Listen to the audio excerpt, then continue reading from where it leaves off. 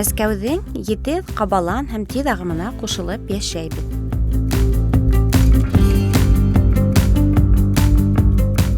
Шулай ҙа аҙна-аҙағында ваҡыт табып, мотлаҡ балаларымды башҡорт теле дәрестәренә алып киләм.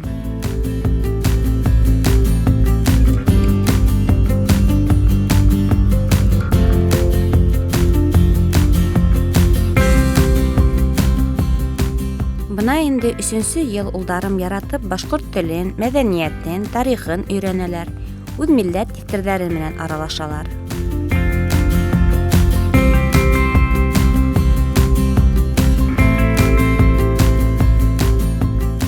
Сәғәт ярым барған дәрестә бик күпте өйрәнергә, эксперименттар ҡуйырға, квесттар үтергә, йырҙар йырлап, әкиәттәр тыңларға өлгөрәләр.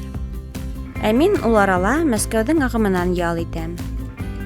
Үҙ эшем менән булам, йәки башҡа ата-әсәләр менән аралашам.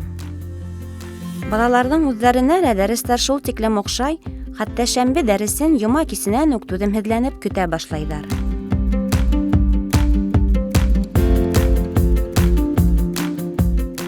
Ә дәрестән һуң ғәҙәттә уҙыша-уҙыша нимә эшләгәндәрен һөйләп бирәләр. Бына бөгөн башҡорт милли биҙәктәре менән танышҡандар икән. Үҙҙәре лә орнаментлы балаҫ төшөрөп ҡарағандар.